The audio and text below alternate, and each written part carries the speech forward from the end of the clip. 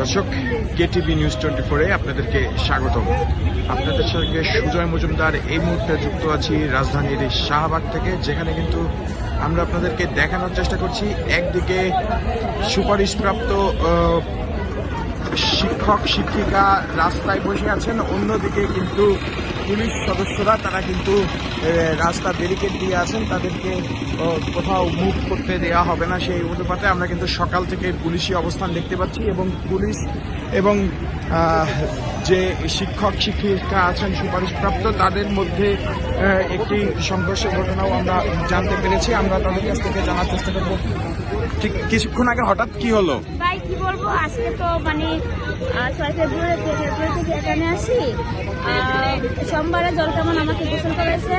আজকে কি আজকে বৃহস্পতিবার জলকামান আমাকে গোসল করাইছে, কারণ আমি 8 দিন যাবত এখানে অবস্থান করতেছি ভাই। আমি পানির জন্য গোসলই করতে পারতেছি না, আমি প্রেস ক্লাবে থাকি।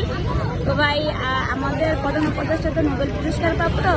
তো আমি মনে করি যে নোবেল পুরস্কারটা কিন্তু উনি সন্ত্রাসীদেরকে দেওয়া হয় না, বা গ্র্যাজুয়েশন কমপ্লিট করা মেয়েদের গায়ে হাত তুলে ওরকম মানুষকে দেওয়া হয় না। যারা মানব কল্যাণে নিয়োজিত তাদেরকে কিন্তু নোবেল পুরস্কারটা দেওয়া হয়। তো আমরা কিন্তু আমাদের যুক্তির দাবির জন্য আমরা আন্দোলন করতেছি, কারণ আমাদেরকে চূড়ান্তভাবে সুপারিশপ্রাপ্ত করার পর আমাদেরকে হাইকোর্ট বাতিল করতেছে।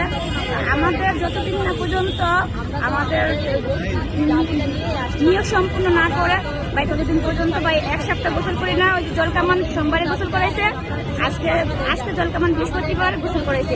জলকামান গোসল করাবে কদিন পর পর, আর আমরা রাজপথে গোসল করবো। এটাই আমাদের দাবি, যে আমাদের নিয়োগ সম্পূর্ণ না করে এই সরকারের দর্শক, শিক্ষাকতা মহান পেশা, শিক্ষক কেন রাস্তায় বসা। দর্শক, তারা কিন্তু দীর্ঘ 8 দিন যাবতে রাস্তায় বসে আছেন এবং একজন শিক্ষিকার কাছ থেকে জানতে পারলাম তারা কিন্তু প্রেস ক্লাবে রাত্রি যাপন করছেন এবং এই আন্দোলনকে চলমান রেখেছেন। এবং আজও কিন্তু তাদের উপর পুলিশি নির্যাতনের পরেও তারা কিন্তু এই শাহবাগ ছাড়েননি। শাহবাগে তাদের দাবি আদায়ের লক্ষ্যে এখানে অবস্থান করছেন। অন্যদিকে কিন্তু আমরা দেখতে পাচ্ছি পুলিশ সদস্যরা তারা কিন্তু অবস্থান করছেন, আর অন্যদিকে আন্দোলনকারীরা তারা কিন্তু সেই অবস্থানে অনড় থেকে তারা কিন্তু এখানে অবস্থান করছেন। সেটি কিন্তু আমরা আপনাদেরকে দেখানোর চেষ্টা করছি কেটিভি নিউজ 24-এর ক্যামেরায়। দর্শক, আপনারা দেখছেন এই মুহূর্তে তারা কিন্তু জানাচ্ছিলেন যে তাদের দাবি আদায় না হওয়া পর্যন্ত কোনোভাবেই কিন্তু তারা এই অবস্থান ছেড়ে যাবেন না। দর্শক, আপনাদেরকে দেখানোর চেষ্টা করছি তারা কিন্তু এর আগে